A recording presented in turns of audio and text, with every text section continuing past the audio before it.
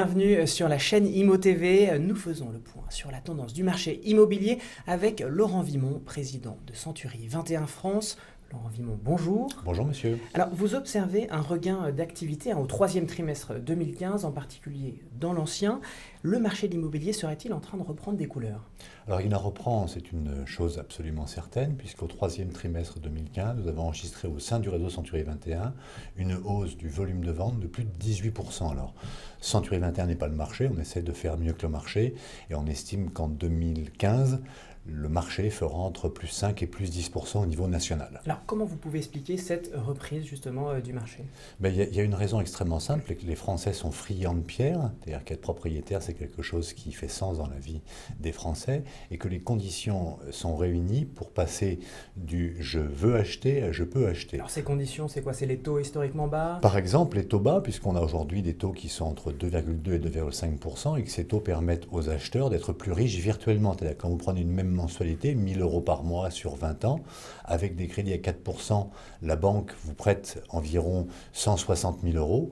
Avec des taux à 2,5%, la banque vous prête 192 000 €, donc vous avez virtuellement 30 000 € de plus. Exactement.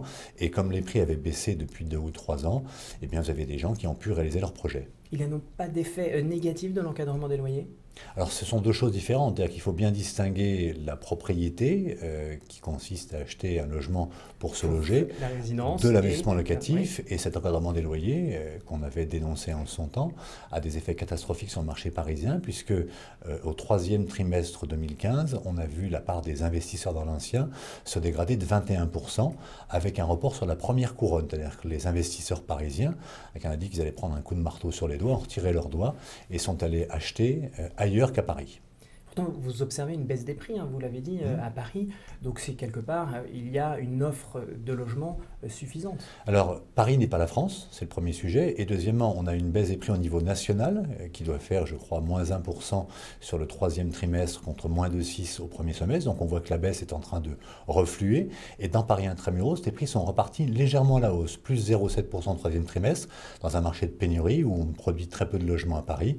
Et en face, il y a une demande qui est nombreuse et solvable. Alors justement, vous avez observé en effet une augmentation des transactions. Vous avez déjà commencé à en parler, mais quel va être l'effet à plus long terme justement sur les prix de cette demande qui augmente ? Alors mon pronostic, on va le dire comme ça, c'est que les prix français vont se stabiliser, qu'il est probable qu'à la fin de l'année, on soit sur un marché qui fasse 0% de hausse, 0% de baisse, et que la baisse constatée au premier semestre soit neutralisée par le second semestre, et que les volumes de vente soient en hausse à la fin de l'année, donc un marché qui s'est stabilisé. Alors si on devient très concret, comment évolue le prix moyen au mètre carré ?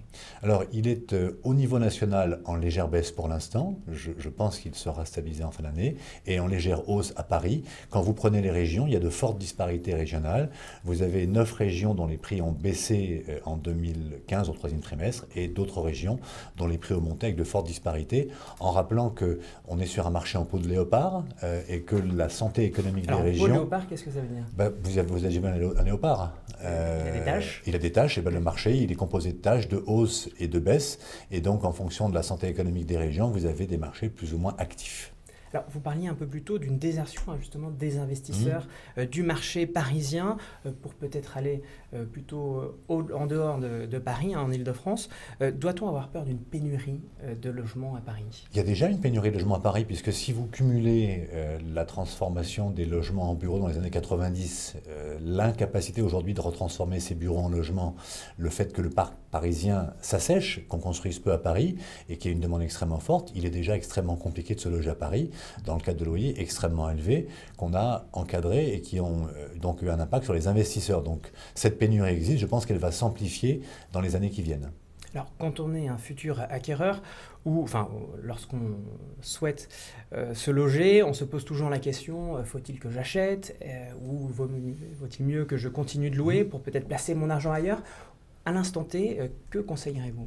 Économiquement, emprunter de l'argent à 2%, c'est qu'un calcul qui est plutôt raisonnable puisque c'est historiquement bas. Donc emprunter quelque chose, une somme d'argent à 2%, permet d'être propriétaire avec un taux d'intérêt extrêmement faible. Ceci étant, j'ai toujours dit, il ne faut pas acheter à n'importe quel prix. C'est-à-dire que si vous achetez quelque chose en vous privant de tout ce qui fait votre vie à côté, c'est quelque chose, c'est un pari insensé.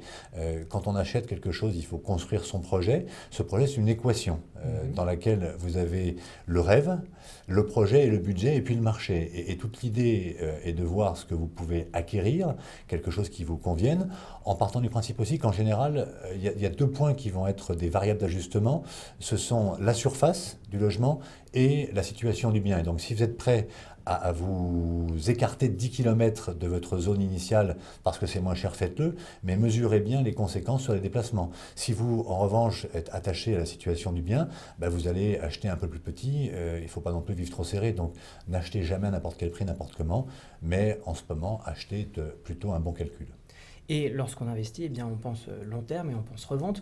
Comment vous voyez évoluer le marché immobilier déjà en 2016? Alors c'est un peu compliqué parce qu'on a une vision qui est assez courte de l'économie.